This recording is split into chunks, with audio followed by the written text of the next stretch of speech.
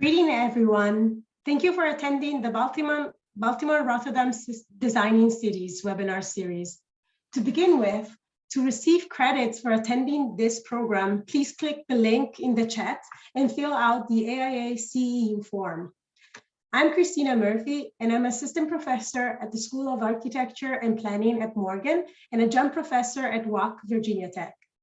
Today, Chris van Langen will moderate this talk, which will follow Taejun Kim and Maarten van Bremen presentations. Last week, we learned a lot, but we also learned that as guests on this planet, we have a moral responsibility to respect our surroundings. We as designers have a great responsibility of thinking about smart solutions and think about leaving this planet a better place for future generations in order for them to inhabit it. From February to April, we will present 9 lectures featuring dynamic discussions among the cities of Rotterdam and Baltimore. Specifically, we will hear how design and policy can improve the built environment and provide access to all. Each week, 2 designers will discuss design topics from a social, spatial, and architectural point of view, specifically in Rotterdam and in Baltimore. Through conversations, we will explore if and how the environment is determinant to the failure or success of a project and what that means for the city, the citizens, and their well-being. All of you are welcome to ask questions to our guests. Please type your question in the question and answer button at the bottom of this window. This afternoon, evening, night, depending on which part of the world you're in, our moderator is Chris van Langen. Chris is a program leader at the Creative Industries Fund NL. He graduated in 1989 from the Faculty of Architecture of Eindhoven University of Technology, Architectural History and Theory of Architectural Urban Design. In 1990, he started working at the Urban Planning and Housing Department of the Municipality of Rotterdam, where he worked as an urban designer and coordinator of the internal discussion platform of the department. For 2 years, he was a member of the urban planning staff of the department. In May 2005, Chris joined the Rotterdam Academy of Architecture and Urban Design. Initially, coordinator urban design and graduation, and from 2008 till 2021, he was head of the school.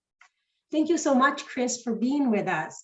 And thank you so much again for sparking a wonderful academic exchange between Morgan State and the Rotterdam Academy, which is still going on strong today. Chris, please take the lead. Thank you, Cristina. I'm happy to be here and thank you for asking me to do this. And everybody, of course, also from my side, welcome. Let me shortly introduce the 2 speakers of today. The first one from Baltimore. Well, not really, not at this point in time, but okay, from Baltimore. Taejun Kim from Hord Coplan Macht. He is a senior associate and one of the lead designers at HCM. He has over 10 years of experience in a broad range of architectural projects, from educational projects to healthcare to last year's senior living and affordable housing. And what is interesting about TJ is that for him, a project is a project. It is specific. It's a project that gives us its own leads. It's not something you pull from a drawer, but you distill from the project's context. And at the same time, he strongly believes that it is not enough to only define a concept, but to really make the concept reality onto the detail.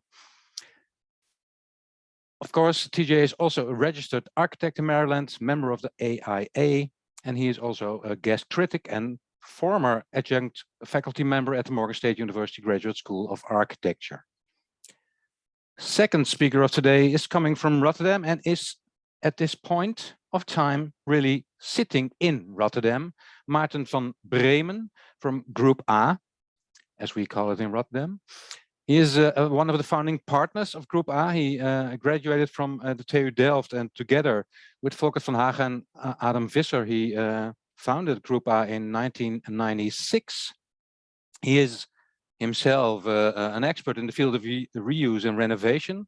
And some of the projects that he has worked on, prize-winning projects he worked on, are the renovation of the metro line stations in Amsterdam, a shipyard in Vlissingen, and as you see on the picture, to the far left of the picture, a former harbor building in Rotterdam. I assume that he's going to tell you something about it, because at this point of time in the Netherlands, it's been being published in all kinds of magazines, and well, it's probably a fascinating project because Maarten and his colleagues are trying to, well, let's say, shove away the invisible hand of the market with this project. Well, let's not talk any further about those two architects, but let's start listening to them. So I give the floor to Taejun Kim. Please, TJ, take the floor. Thank you, Chris. I'm Taejun Kim, and thanks for the invitation, this opportunity, and then thanks for the introduction. I'm sure there was a lot more information than you need to know about myself. So to start the presentation, I would like to introduce Hord Coplan Macht a little bit. The firm that I'm working for, Hord Coplan Macht, is a full-service architectural firm serving for 6 market sectors, including housing, mixed-use planning, senior living, healthcare, K-12, higher education, as well as the landscape. And we also have the full service interior design team for each market sector, also the graphic design and then signage design team. Currently, we are approximately 330 people across the country, across 4 offices across the country, headquartered in the Baltimore, and then we have DC Metro office, and then we also have the Charlotte, North Carolina, as well as the Denver in Colorado, covering nationwide practice. If you have any questions about Hord Coplan Macht, please do not hesitate to contact me, or you can find more information on www.hcm2.com. Okay. So let's move on to the project that I will share today. The project is named Perkins Homes. It is not a project on the poster, but it is a project in the city of Baltimore, and I believe this project has a really strong urban impact. So I thought this will be a good project to share today. Perkins Homes is a public housing that was built 1942 east of downtown Baltimore, meant to be the low-income housing, public housing for the workforce to the downtown, at the close location to the downtown. We got to the point that we need to redevelop the Perkins Homes, and we have been working on this project, I believe, about 4 or 5 years now. So we have in good progress of the project at the moment. So today I will share some background information, some history of the project, who came together to make this project happen, and we'll cover some master plan ideas and then some architectural design renderings that we have to the point. Some background information. This is City of Baltimore, and there is a inner harbor, there is a downtown, and that's some of the city boundary right there. And there are a lot of researches done based on the neighborhood in City of Baltimore. And then this map is one of these researches that is showing the unemployment rate in each neighborhood.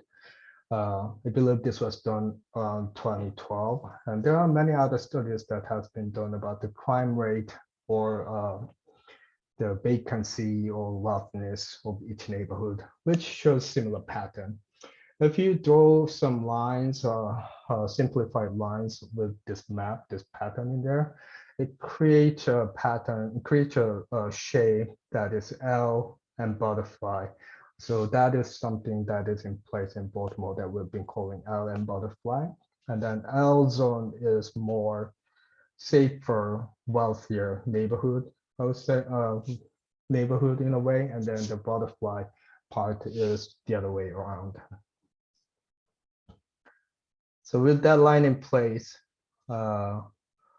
if we lay in the public housings in Baltimore, I don't know what came in first, if the public housing came in first and then that influenced shaping this line, or the line was already in place and then public housing happens to be located in these locations. But as you can clearly see that all the public housings are located in the butterfly part of the Baltimore. And there is a little unnatural note that is happening right there that is not quite simple. And then you can clearly see that there are 4 public housing facilities right in that location. And that tells us that those were actually influencing to shaping that line right there. And one of them, the largest public housing neighborhood, happens to be Perkins Homes. Zooming into Perkins Homes, that is where the Perkins Homes is.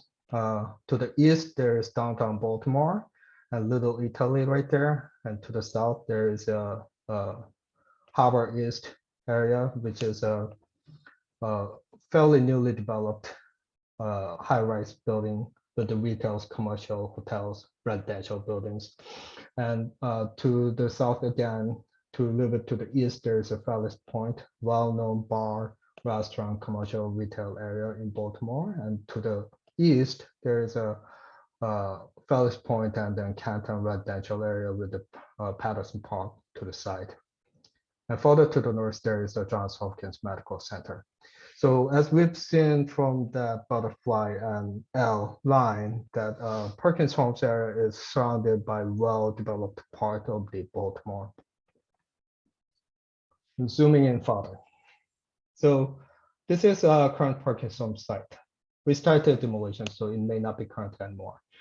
The Perkins Homes are across 6 city blocks, and that has 629 units altogether. And as I mentioned, this project was built in 1942 when the modern architecture was predominant. So by seeing the floor plans and then by walking around the area, that you can easily read clean, simple, but very clear architectural ideas in place. If you see the figure ground here, there are like box-shaped buildings laid out in same orientation, creating pattern across the blocks. And then they started creating the in-between space that is being the internal neighborhood space. And then sometimes they are narrow, sometimes they're wider. So there is some hierarchy in there. But the idea is that they create the neighborhood community space in between the buildings and inside of the block themselves. And sometimes with the directionality, the visual connection goes through the street. Sometimes it stops. So along the street, there is more variety of the experience that is happening. So you can read there was a lot of good intentions, goodwill to create a nice neighborhood for this place that was planned back in 1940s. This is a Google Earth view, that aerial view that is kept. This is Perkins Homes area. There is a downtown Baltimore. And you can clearly see that it's quite simple and cool, that simple boxes that is cool, laid out, simple red block boxes repeated, laid out, creating a neighborhood. As an architect, is quite compelling in a way. And from the other angle, that shows the spaces in between the buildings that becomes the community space inside the block. So there were a lot of public housing developed across the nation in the United States, 1940s, 1950s, World War II, and post-war era. And they had good ideas. And then as we've been learning in the textbook, like a lot of them was not so successful. As this example, Put Eagle in St. Louis, that was meant to be rosy, futuristic, really nice residential neighborhood for the people. And if you look up the video clips and then introduction of the neighborhood that was advertised back in the days, and you will read a lot of good intentions in this development. And then it was not so successful, and there's this whole neighborhood only sustained a little bit over 20 years. And many of those public housings developed that in that time with the modern architectural idea were not as successful as it should have been in our mind. Parkinson's also, unfortunately, was not too successful, at least through the time that I lived in Baltimore. I lived in Baltimore about 12 years or so, and I walked around Baltimore quite a lot. And the Parkinson, I started walking around the area quite a bit, and then it quickly became the area that I was avoiding. Did not feel too safe. And certainly there are many regions that the area became unsuccessful in a way. But we can start reading some regions by seeing current condition of the Parkinson's. So the idea of using one of the region is that the idea of using simple box, same material repeated around, which can create a strong characteristic for the neighborhood that can be a good thing to do architectural or urban design idea. But at the same time, this neighborhood was developed as public housing. And I think that gave a strong stigma to the neighborhood as well. This is the neighborhood where the low-income people lives in a way. And another thing of the maintenance part of the building, if you walk on the Parkinson's area, the building and the community space that meant to be green, some of them maintained better than the other, but it did not maintain too well. The feeling in the Parkinson's when I walk around it's more mostly desaturated, muted, cold feeling that I was getting. And as you know, the broken window effect, that something is deteriorating, that area is not accepted, being accepted well as well. And third part that we read from the Parkinson situation is that, as I mentioned in the master plan, there was intention to create the interblock neighborhood community space. To do that, they started creating these doors to the unit toward the courtyard internally to the block. They made the street side of the block becoming the street wall. And there is a notion of eyes on the street that gives the chance to chime into whatever is happening on the street, intentionally, unintentionally, that helps the security or safety of the street. But in this case, there are only windows, no doors. There is no way of chiming into the situation. And that did not help too much to give that eyes on the street security, passive security strategy too. And certainly there has been, there are a lot more complicated reasons that this neighborhood was not as successful as we felt it should be. And we got to the point that we had to redevelop whole neighborhood. So how did everything started? How did everything begin? City of Baltimore applied to a program called Choice Neighborhood Initiative, which is a federal program led by Department of Housing and Urban Development.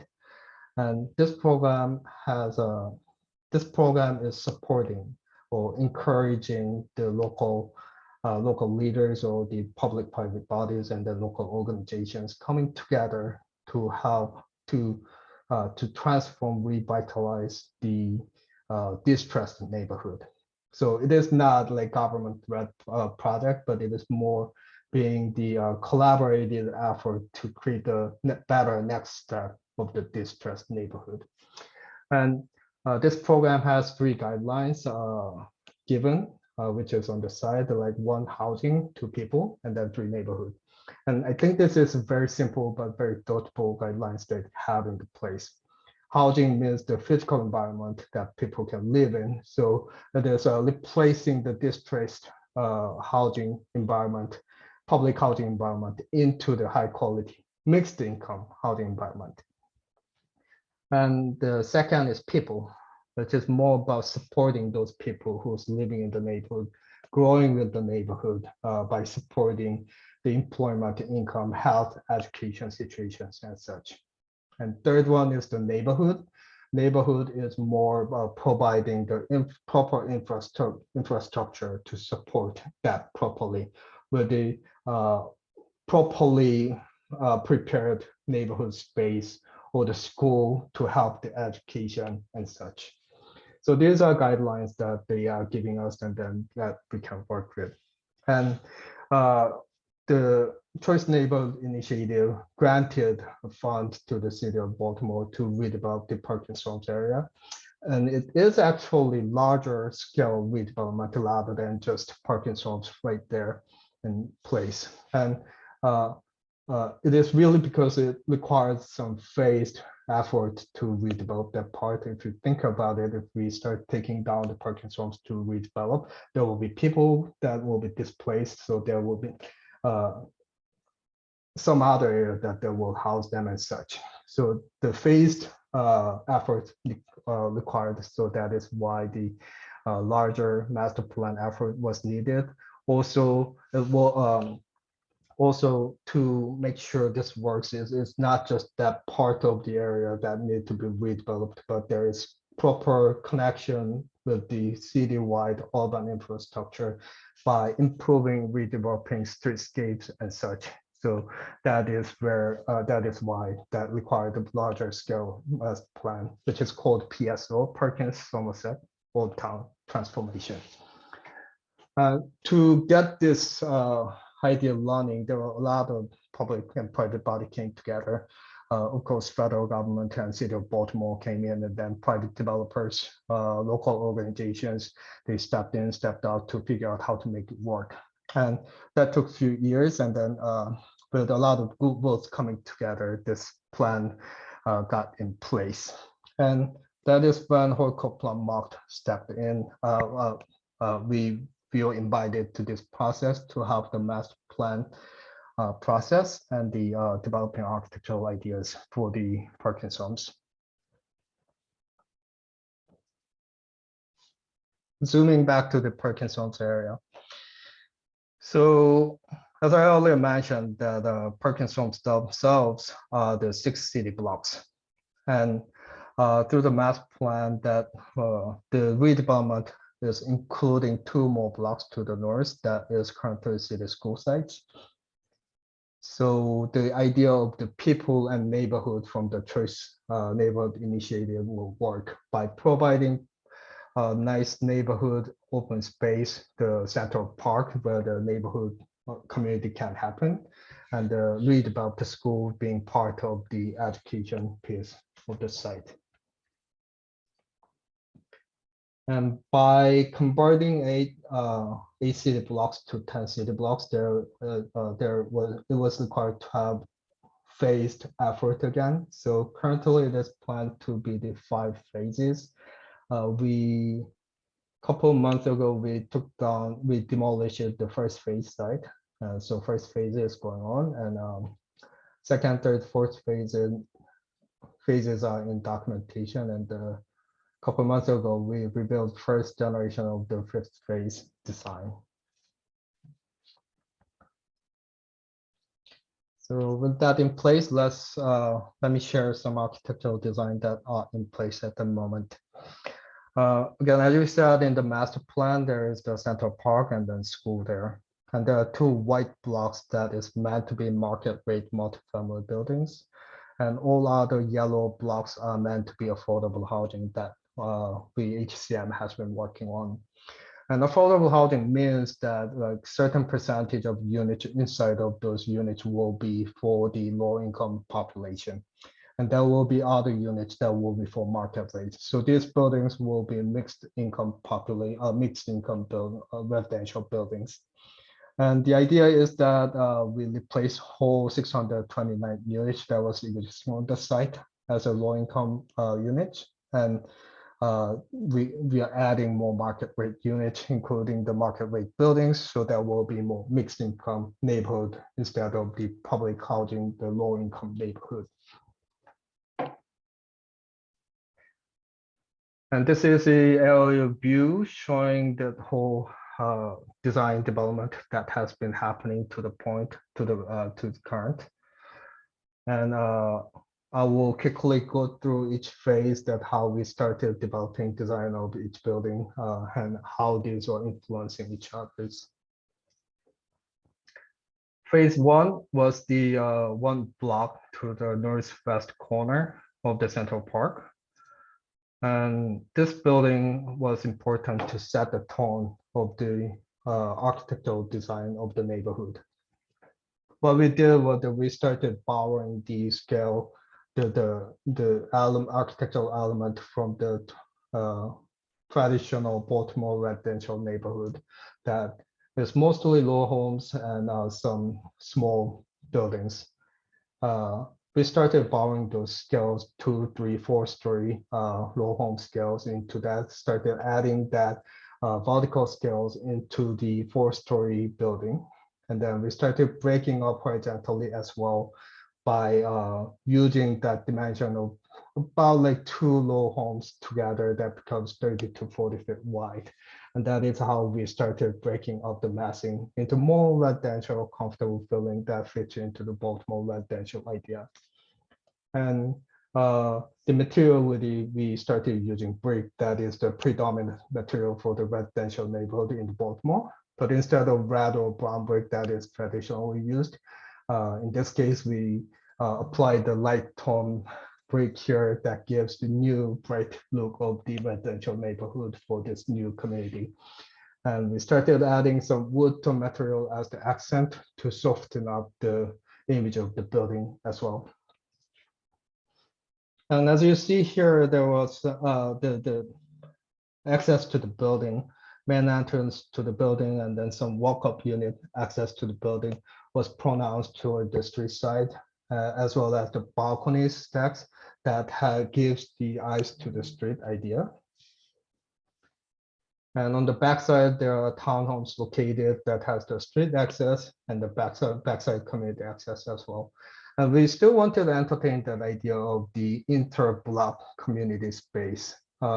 Maybe not as like much as it was provided in previous version of Perkins Homes, but we limit the amount of space, but well designed it so that will be useful for the people coming together as a community on the backside community. So people will have access front and back together. Phase 2 are 1.5 blocks next to the Central Park. When we first presented this to you, that the Architectural Review Board in the city of Baltimore, that we presented similar architectural design to the phase 1, and then they questioned that. And I think that was a great comment. They're thinking about the stigma of the Perkins Homes by having monotonous design going through. So we decided to provide different characters of each building as we are developing the whole site, different blocks. But while we carrying some architectural idea across the other buildings, like the scale element or the materiality, while we are using same material, different tones, or while we breaking up the scales into multiple pieces, but use different element, different ways to breaking up the scales. So while we have the same anchoring corners, so like full head corners on as the other buildings, it has different expression. And but while we are breaking up the horizontal scales, but the inside of that big backdrop image to the Central Park, it is being the slided out base instead of balconies that is actually breaking up the massing itself.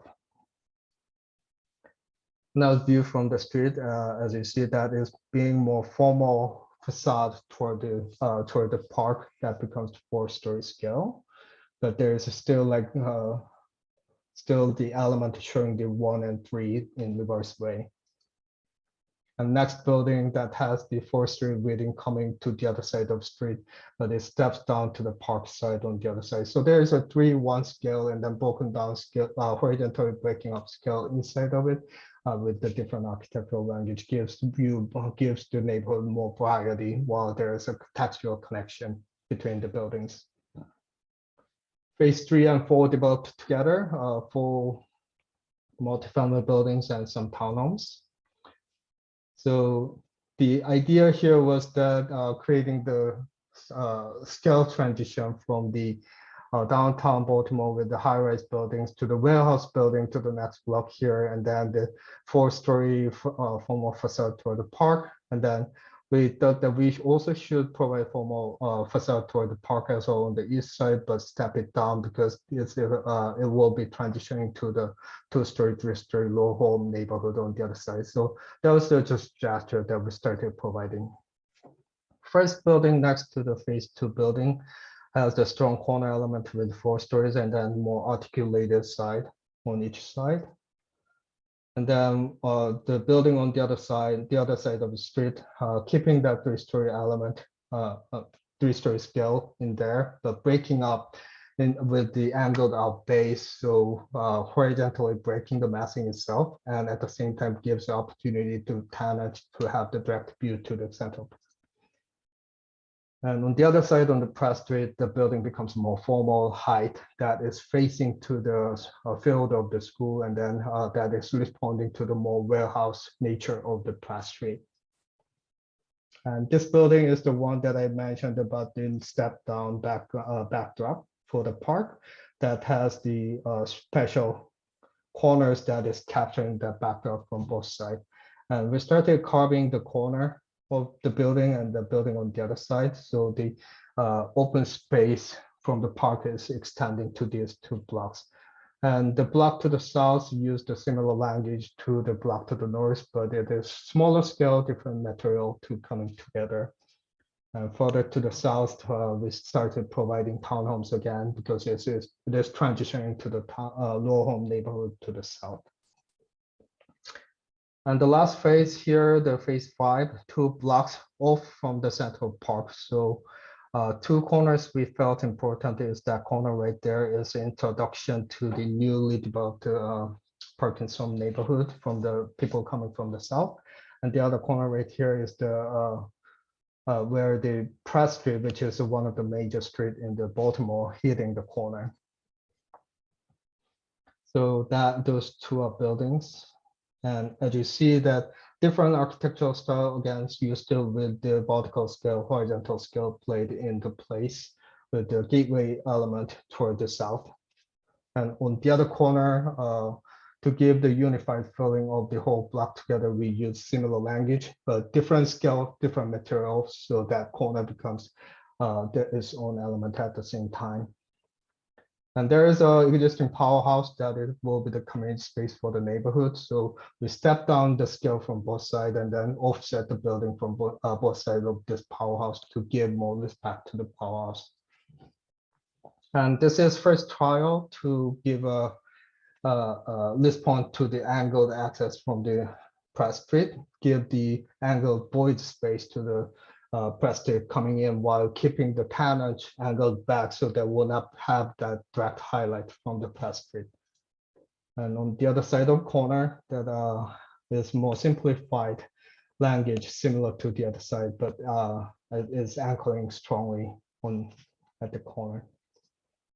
So these are where the designs for each buildings are in place at the moment. And then this is a quick map showing that how different architectural style that is sharing some architectural elements together surrounding the central park, creating the more vibrant, they will create the more vibrant neighborhood for the next step of the Parkinson's.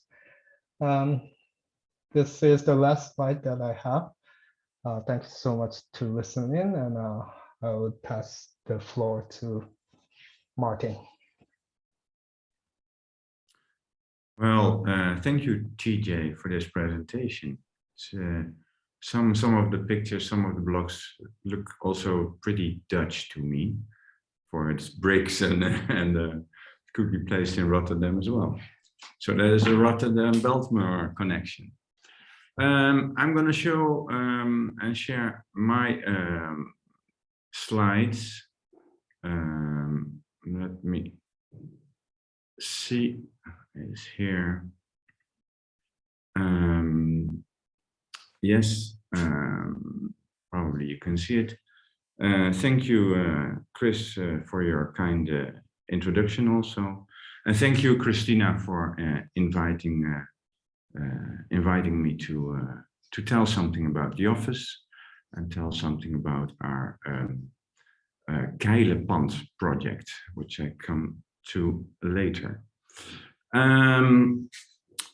This project is not of a Group A project, but it is from Erik van Egeraat. And it's my first connection, not this building, but the architect Erik van Egeraat. It's my first connection with Rotterdam. After my studies, I started to work at Meccano, and Erik started his own office in Rotterdam. So I went with him to live in Rotterdam to work for this office. But he made later, when I was not working anymore at his office, he made this design in Rotterdam, and it's called the Baltimore building. So this connection I thought I had to share with you. And much later, again, we made a design on the other side of the water, a housing project, which is also not built, just like the one opposite of it. We have our office in Rotterdam. After I quit with Erik van Egeraat, I met with some guys also there, and we started our office 25 years ago. And we are here now in the harbor area. And 2 years ago, we bought this building. It's enormously big. We rent part of it to other offices and other companies.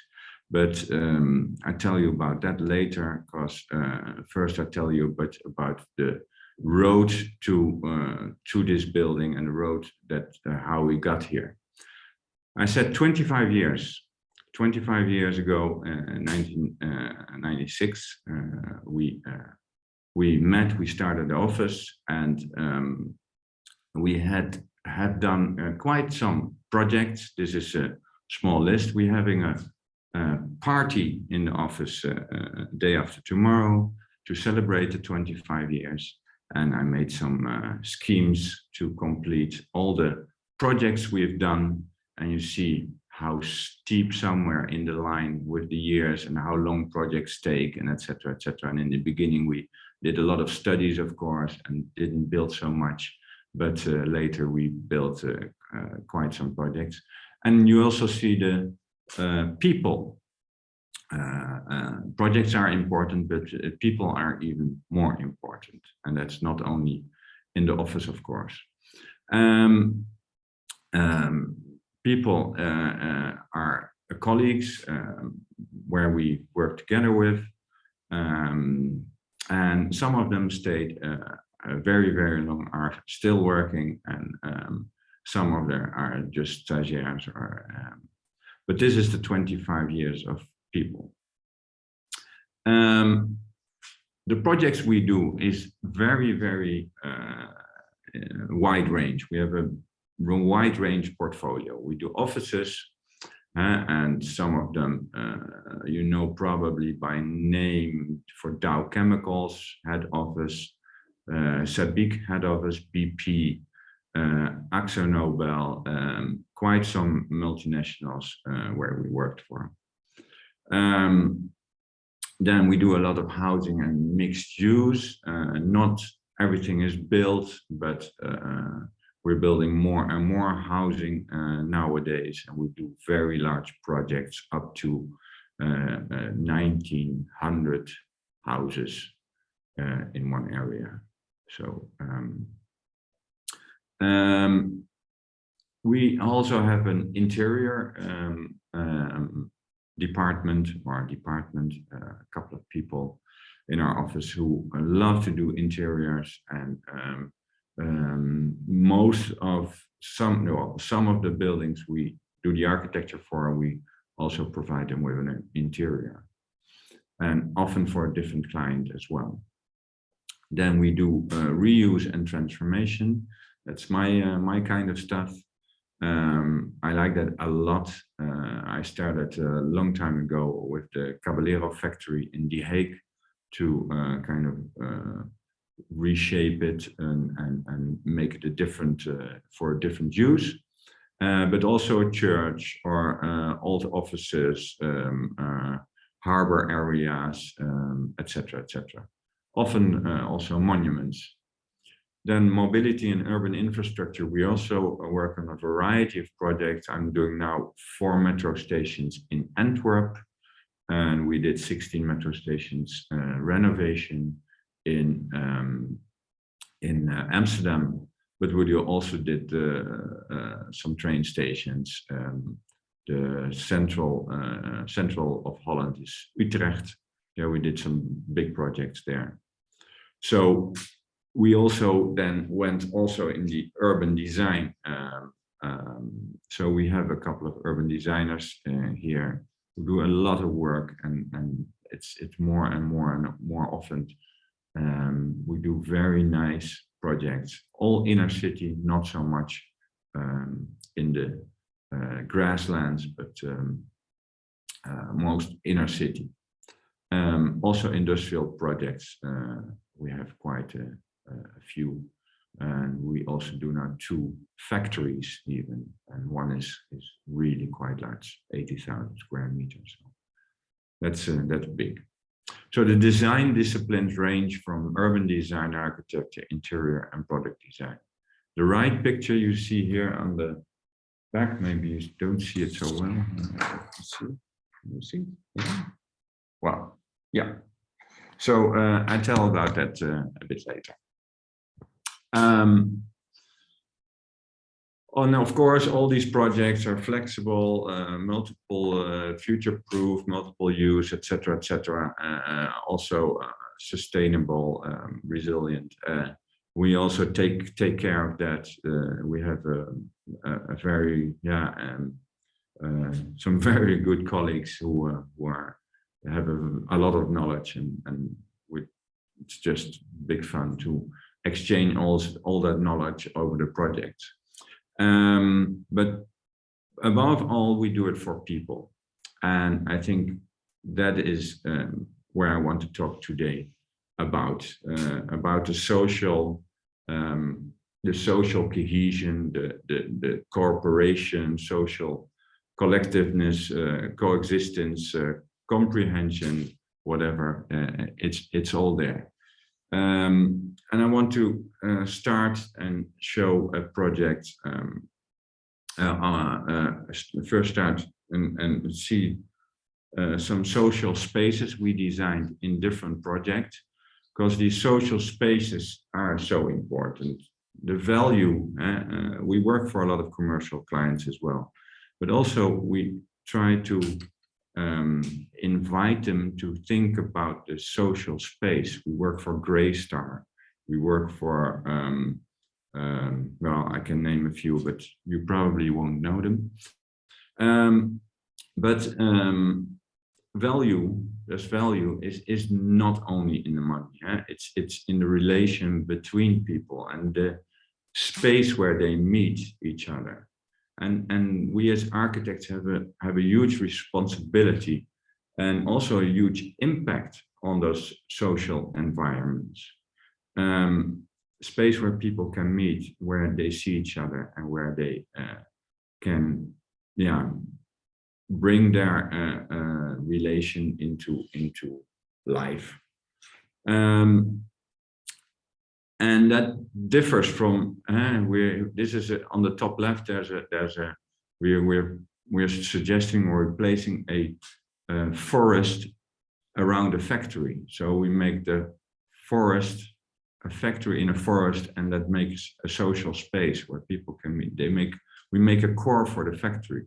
The factory is a factory that puts herbs and spices, etc., in and cleans them and makes them. So they are really aligned with nature, but you don't show it because it's just a factory without trees. And the guy wants now to show that the impact of his factory has a positive impact on the environment. But also this is for Dow Chemicals. In offices, we make open office floors. Here's for Sabic, open office floors, so people can see each other, and you can you are in contact, and not directly, not disturbed, but you are in contact. We're making a kind of more a community feeling out of that. What binds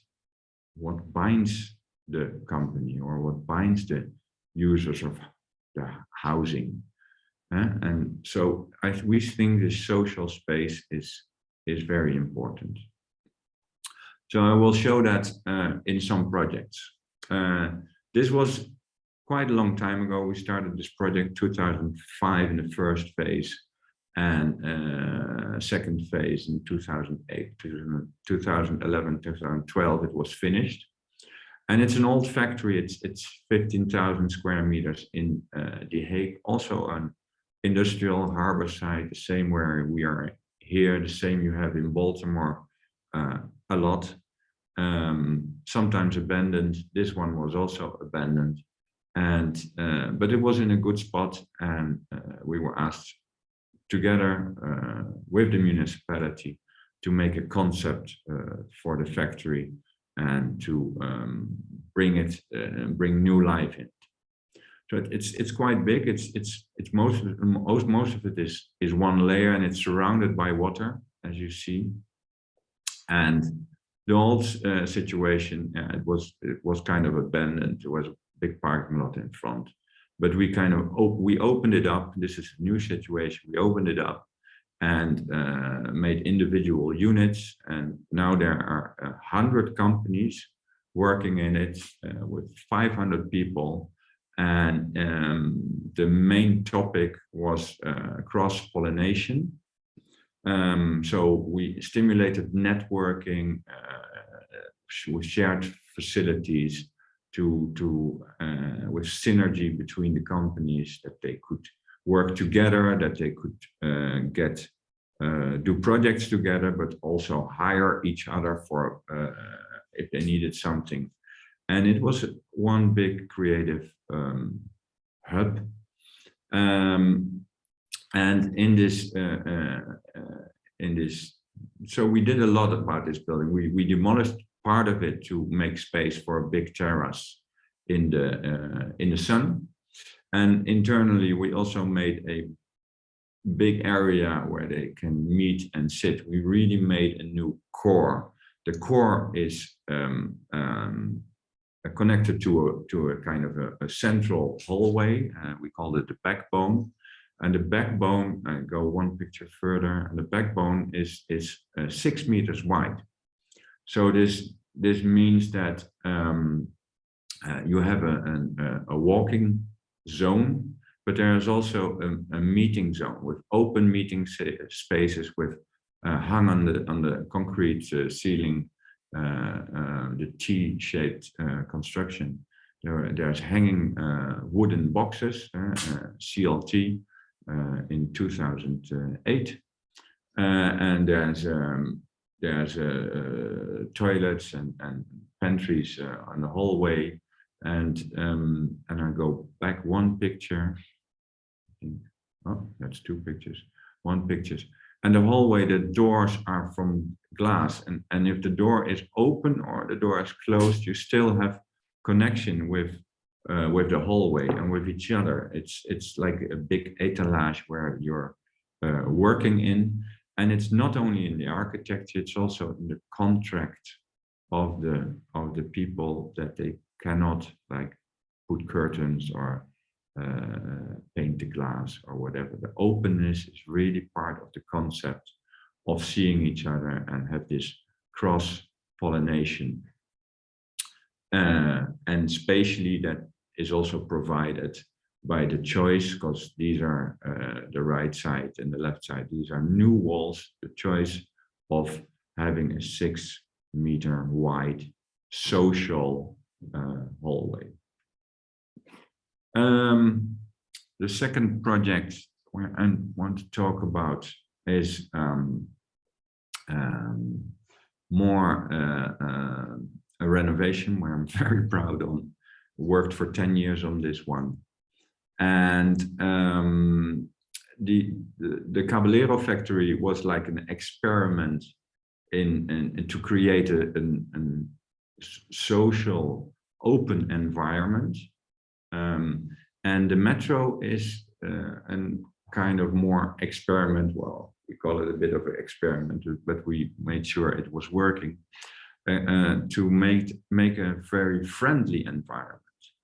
When we found it, it was quite close. It's a metro line of the 70s. Here you see it's 5 underground stations in Amsterdam and 11 above ground stations. And we had some design concepts on this, which comes from clustering information, but also the ticket machines, etc. Have a very different light design than in the 70s. So no down lights that are too bright, so you have to look at the dirty floors. No, we wanted to have a light concept which enlightens the walls, so you see the space and the light more indirectly, and you more feel the space by having the walls and stepping stones on the floor, etc., with uplights and downlights. Clustering media, etc., was also part of the concept. So on the left, you see how it was. It was it's a very nice, and it's a complete design. It's like a total design concept in brutalistic concrete style. But that also meant that some elements are pretty exaggerated and some are too small.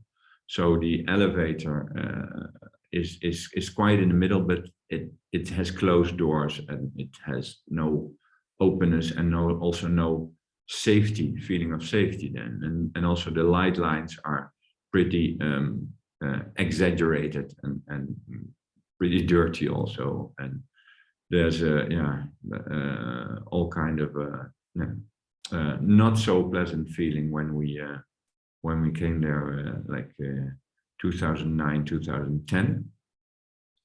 And this the right pictures is what we made out of it. Same station, so more transparency, more view.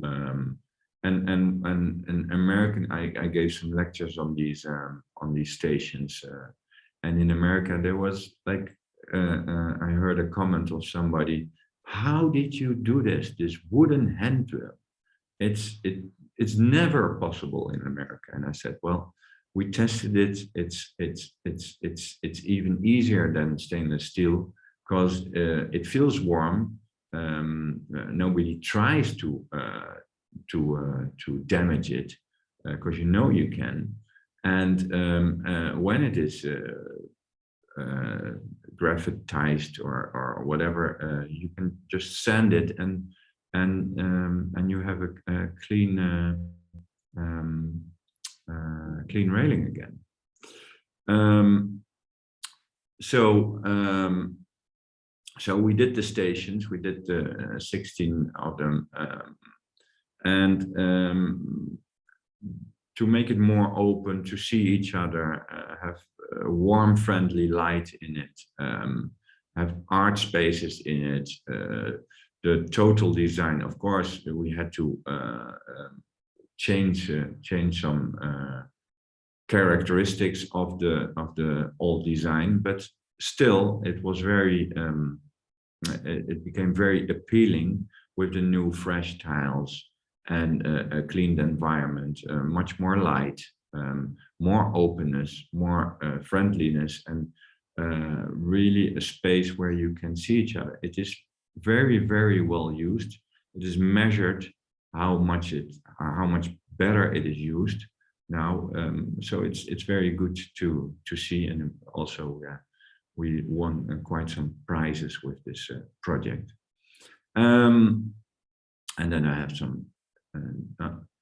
some last details where you see that we didn't not only use wood in the railings or in the leuningen, but also in the benches, and also the open elevators down to the platform.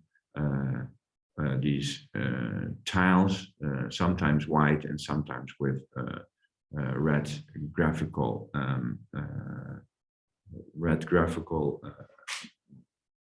pictures on it.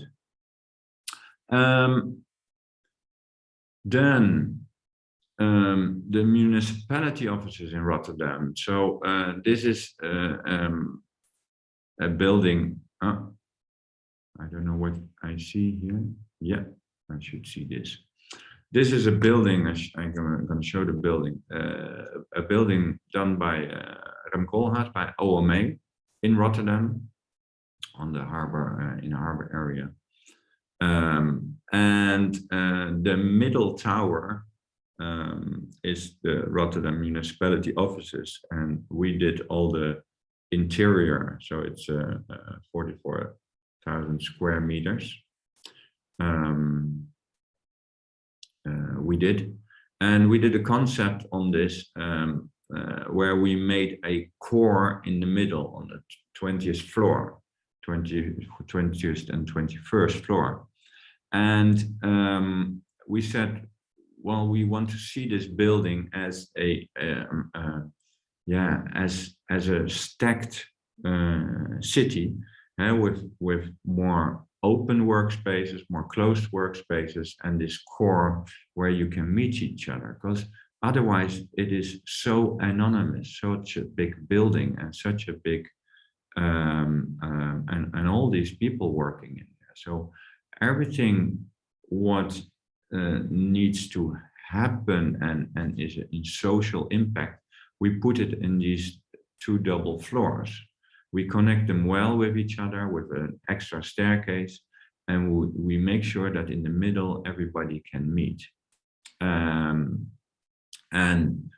That was our concept, and so we did.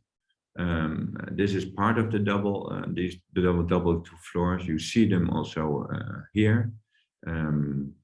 And the working areas, some of them are just normal working areas where you, of course, have spaces at each floor to sit together, or even openly do some discussions or a little meeting, but also have your own more closed workspaces, but also again with glass. And so you are together, all one group, all one social structure.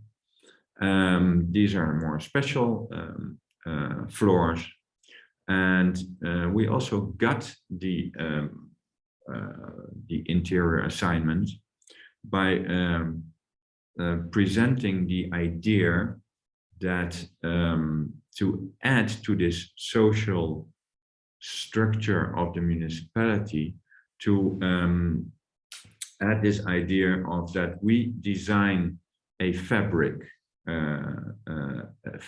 with a Rotterdam artist, and we then select of all the locations where they came from and moved into this new building, new location. We select all chairs and we throw out the one that were broken or didn't work anymore. But we selected 3,000 chairs that were good, that were okay. And we made also those chairs one family by upholstering them all with the same fabric.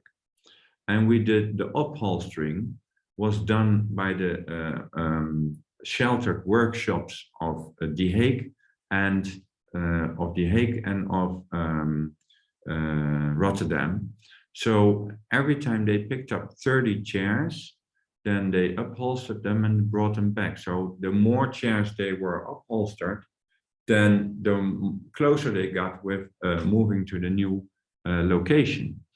By that, we also saved 1 million in the interior budget. 1 million euros was good because it's all communal money. So we said we have to be taking care of that as well, and make sure that it is socially okay and well spent. Then the last project I'm gonna show you is the Keilerpand in Rotterdam. It's our own building since 2 years. We are already here since the end of 2015, so 6-7 years now. All the like the social experiments we did in projects to make really communities and to make people working more nice together and more live nicer together. We are doing this ×3 in this building. I can tell you we are sitting here, I can show you. We're sitting here in the office, and we're sitting here with 60 people in one space, but not only 60 people, it's also 5 different companies that are in this space. So we are sharing even knowledge and the space, and that is only in 1/4 of 1 floor of the building. This building is evenly big as the Caballero factory, so it's 14,500 square meters, and it is 100 years old. It's a monument. Now it became a monument, and it was used for putting from the sea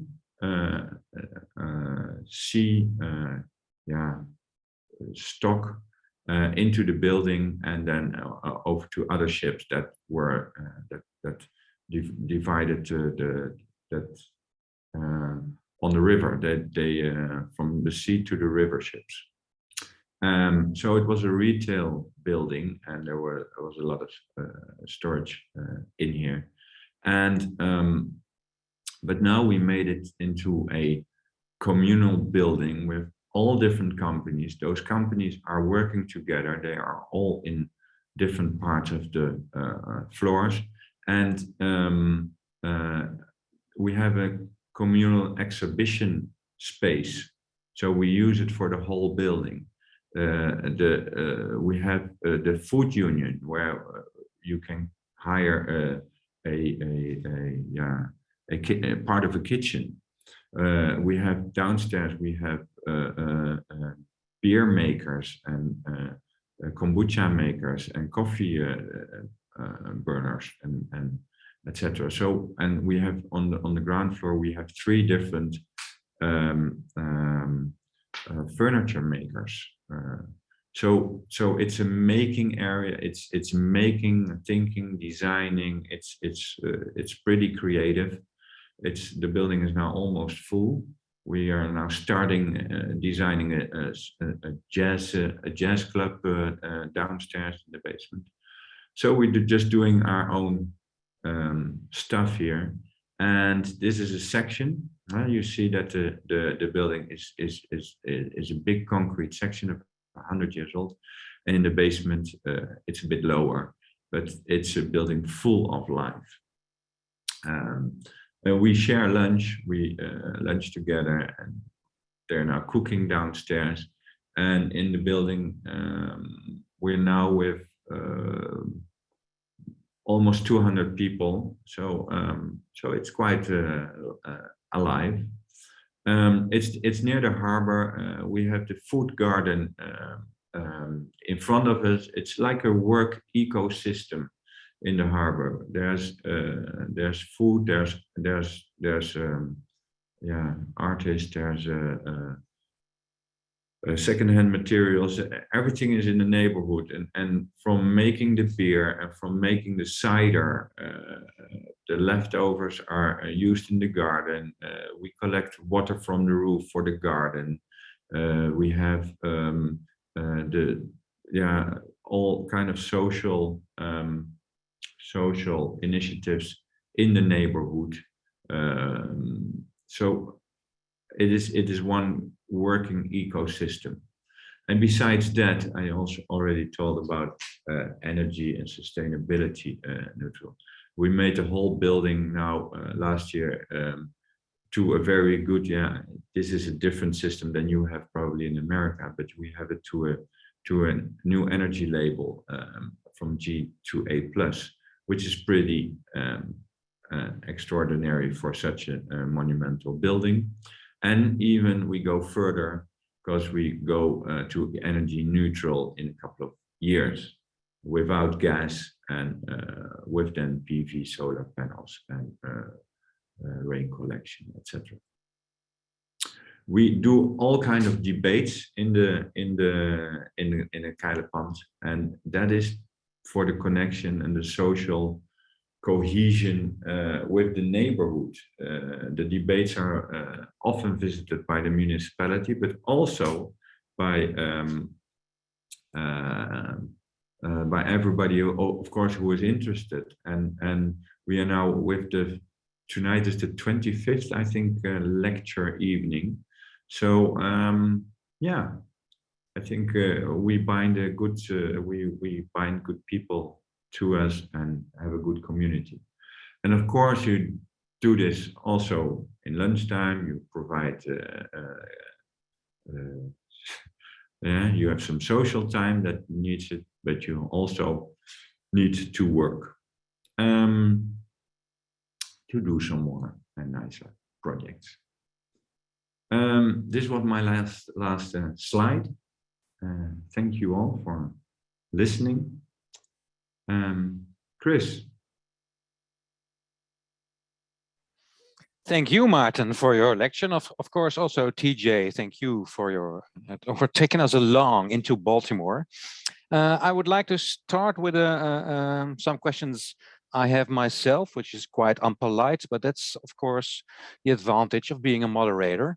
TJ, you said at a certain point, or you asked a quite relevant question, that is, is the poverty in the neighborhoods the first that happens, or is it the public housing the first that happens? Could you elaborate a little bit more on that? Because I think it's quite interesting question that has to do something with the power of physical things in the world of people. Are we talking about the stigmatized part that I mentioned while I was talking about Parkinson's? Yeah. Yeah.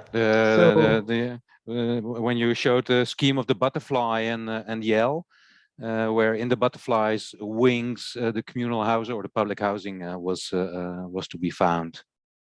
Oh, okay. So again, I'm not too clear. I'm not any expert on the social issues or architectural history, even Baltimore history. I only lived in the city for 12, 13 years. That is probably the longest year that I spent in one city. But at the same time, I think there has been pre-notion that the public housing, the housing for the low income, should be in the neighborhood that is not well.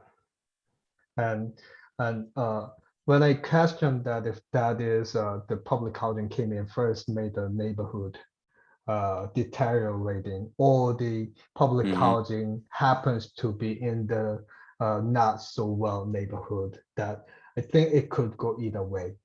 Like I found the Perkins homes being the part of the drawing that line around it to the butterfly side. Or the public housing, having people have this NIMBY idea that not in my backyard, that we don't want that without knowing it. So that's whole complicated social issue in place that I do not have clear understanding about it. But I really think it can go either way, and that we should step forward from that notion. somehow as an architect, planners, and then as a public bodies that we should put some effort to how to figure out the next step from there. And because in your project, you really try to connect the public housing to other forms of housing and other groups. So there is an intention in the project to cross the divide between the poor inhabitants of Baltimore and the wealthier inhabitants of Baltimore within your neighborhood or within the neighborhood you're working on. Correct. So that's where it is really important. It is really, if you read the whole history of the project, it's really coming from the CNI guidelines. And then there are a lot of public government from the federal government to city, and then public-private developers and public-private bodies coming together to come up with brainstorming how to make this this neighborhood better. Yes, public housing back in the post-war era was the first generation that we tried that was not too successful. And then they came up with this idea, and then we architects and urban planners helping the process that how to make it work with that idea, creating the mixed income, more fair neighborhood coming together. And isn't there at that point the issue that Maarten raises, that when you try to connect different kind of people, you have to, as a designer, as an architect, as an urban planner, or as an interior architect, to define the spatial conditions where those different people can meet and should meet. Can you see within your project in Baltimore some parallels to the projects that Maarten showed, where his search for social space and defining social space is quite eminent or prominent, or whatever do you call it in English? I don't know. Certainly. So certainly. So as we said, we started this master plan to provide where the neighborhood can come together. And then the other part of the project that I did not mention while I was presenting was the increase the density. So compared to previous Perkins homes, that by building this multifamily buildings, that we increase the density where we can have, we can mix the water together, if that makes sense to you.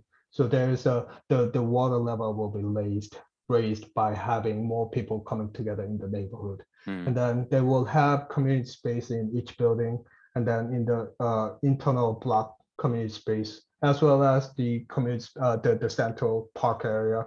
And then the kids of the neighborhood will come to the same school. So that is the idea of the people and neighborhood, that infrastructure and support coming together with this development. Would that be successful? I don't know. That when public housing first developed, that people probably thought they had goodwill, and they probably thought that will be successful. And this is the next generation that we're trying, that we should be really careful. Architecture is too expensive, to using too much resource to fail. We should be carefully planning, and that is what we have been doing.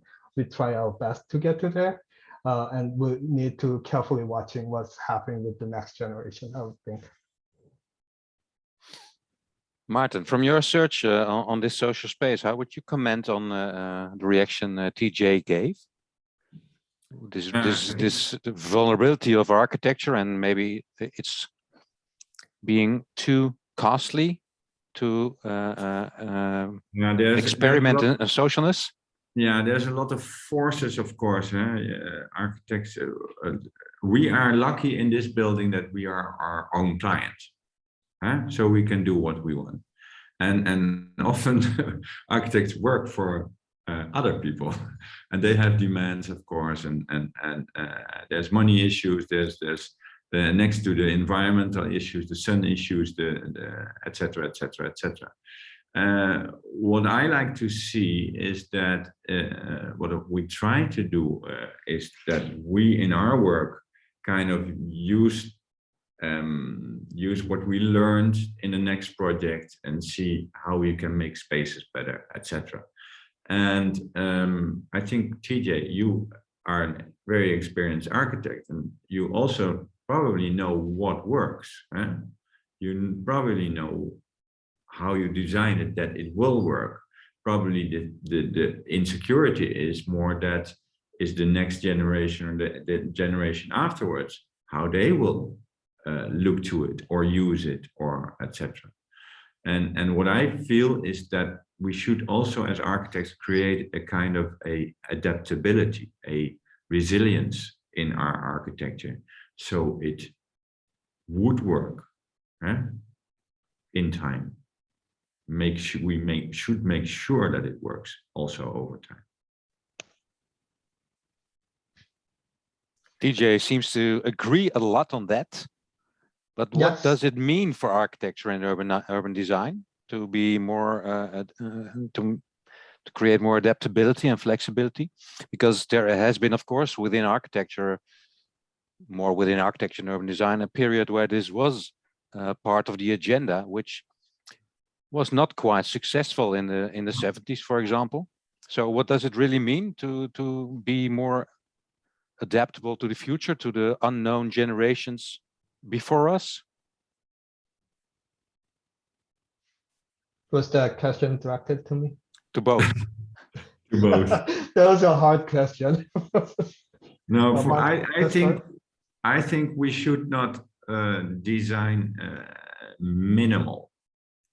I think we should design a bit wider, like for an example, and it's a classical example, that storage houses in Amsterdam are now used as for living and were offices and etc. They are adaptable in time, and I can see that neighborhood, the Perkins neighborhood, is they had no windows so much or no doors on the floor, and that was a kind of my question, TJ.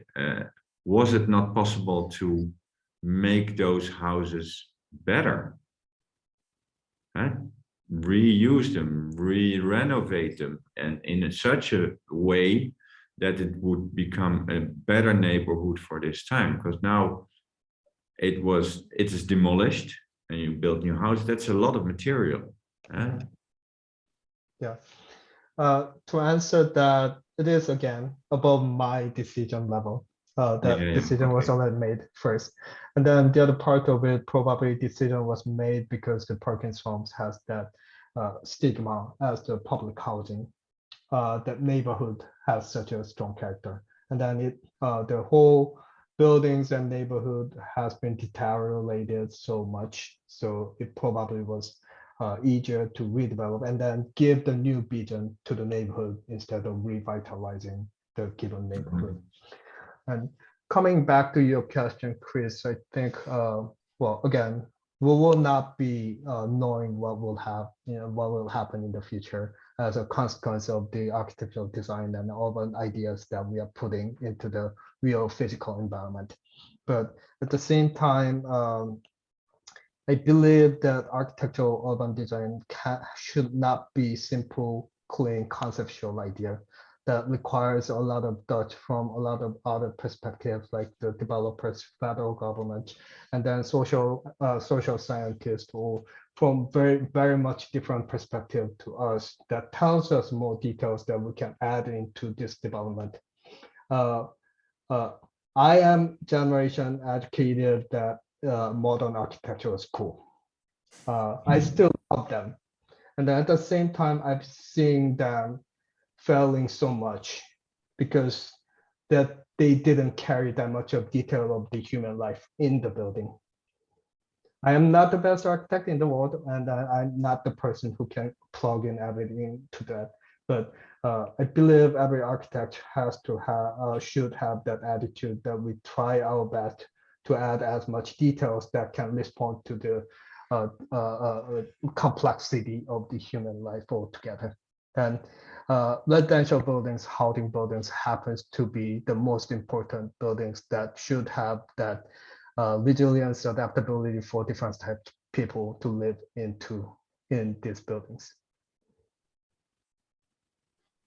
Do you agree on that, Maarten? Because in a certain way, your search for social spaces is also about this, isn't it? Yes, I agree. That's my short answer. But at the same time, there seems to be a difference in the way it's, as architecture is articulated. Does that have to do with the context that you're in Baltimore versus Rotterdam, or that you're in Korea versus England, or wherever? Or are we partly so international nowadays that that really doesn't matter anymore? Yeah, well, I think we're quite lucky kind of to be in Rotterdam, because there's a lot of experiment also evaluated. It's a city of experiment, and I think because I looked a bit into Baltimore, and I think also that in Baltimore, with quite some empty housing, but also empty harbor areas, there's also some experiment possible. So I see some differences, but I see also similarities where there are chances to do things again or do things better. Yeah, I think Baltimore and Rotterdam are not sister cities by chance. There's also some population similarities. There's also some location similarities, harbor and industry. But I think also some architectural problems or chances and those are also similar. The harbor is pushed out a bit in Rotterdam. We're changing the whole harbor area. We're changing the housing problems. So yeah, interesting times to be in. Yeah. And probably we're just as Baltimore seeking for changing this L butterfly scheme that there's in Rotterdam also, but it has another form, another shape, but it exists in certainly the same way. Yes. But you wanted to say something, TJ? No, it was not important, but I was about to say that globalization certainly helps the different cultures, different cities learning from each other. But we have such a long history. Each cities, each locations have such a long history that there are still differences. And then I think we are living in the good time to learn from each other fairly easily, to get better answers, to advance, to improve the situation that we are in. Yeah. I think webinars like these help in that sense, because while you both were talking, you took us along in the way you try to search for answers for the questions you posed maybe next to the architectural task. It's not only the brief that you are answering, but you're also searching for answers as an architect within those projects, and much more while telling them those searches than looking at a book or looking at a picture. You can understand what you're looking for, because it's hidden between the sentences that come out of your mouth, more than between the images that we all know from everywhere. But when you passionately talk about it, you almost feel and smell where you're looking for. Yeah. So we have to thank Cristina for that you brought you two together. Absolutely. And gave us that possibility to smell this really dirty smell of looking for good things, or as Taejun called it, good intentions. Yeah.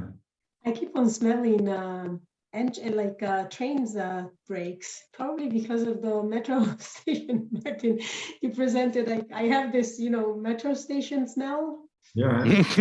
Yes. So see, it is possible virtually. Before wrapping up, I really would like to try to briefly address two questions coming from the audience. I see that TJ is taking care of the first one, which is very specific to his work. But the two last ones, I think that could be a little bit recap in terms of similarity and differences between the United States and Europe. One asks specifically about the Dutch metro station, Maarten, and the combination of material that make the environment very warm.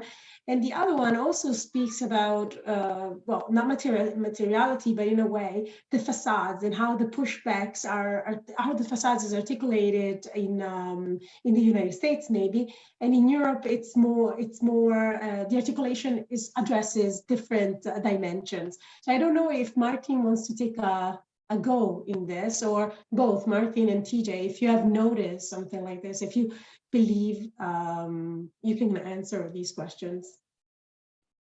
Sure. Go ahead. Oh, sorry. Yeah. Why don't I answer like first few things that the parking requirement, coming from the zoning requirements. So the parking count is set in place that we have to provide, and then at the same time, the affordable housing doesn't mean that everything will be, all the units in there will be low income for the low income population. So the parking requirement still goes with the zoning, and the materiality that I think it may be pointed to when I said that wood-ish feeling, wood tone accent on the material, or something, that the idea of redeveloping these housings are meant to be to have the building to rest. So we should have the quality materials applied. And then there are a lot of materials in the market that is, I don't know if it sounds good, but it is mimicking the look of the natural element, like the wood or other stone or other natural element that we can use. And they have been developing so well, and then they look pretty good. And the idea is to give that feeling, that instead of they have to use that right material into that. The last question, I think, is more to Maarten.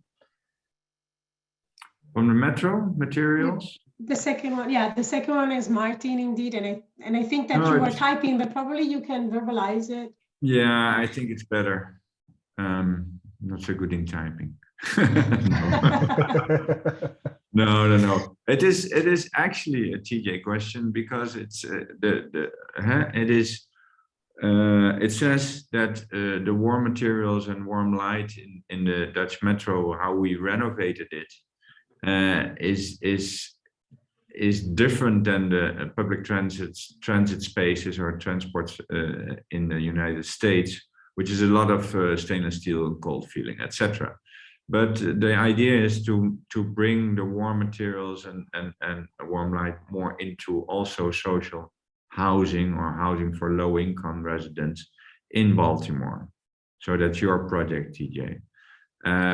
Because also it used to be that also the housing projects are like built to protect against undesirable behavior. Yeah. And I realized the last question is also addressed to me, that usually there is some economy that we have to work with to develop these types of buildings, and then the making changes, ins and outs and ups and downs usually cost more money. But we try in different ways. It's hard to add partial level on top of the forested building, because that requires the egress, a separate calculation for the egress, and then that requires the extra partial structure to build the building. So the way that we deal with the vertical articulation is usually based on the perfect height that we can pop it up, pop it down, bring it down. So there is some movement inside of it that goes with the ins and outs in horizontal planes. Hope this answers the question.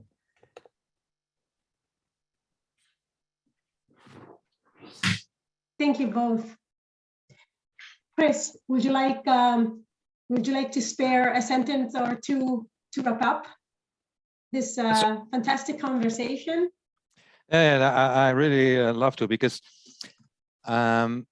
what I did really like about both the lectures as well as the conversation is this clear urge for architects or designers to make, wherever they can, a difference by designing new forms of social space, which sometimes maybe seem quite like the things we already know, but it's almost in small details where those differences can be made and where we can enjoy each other's efforts to come to this more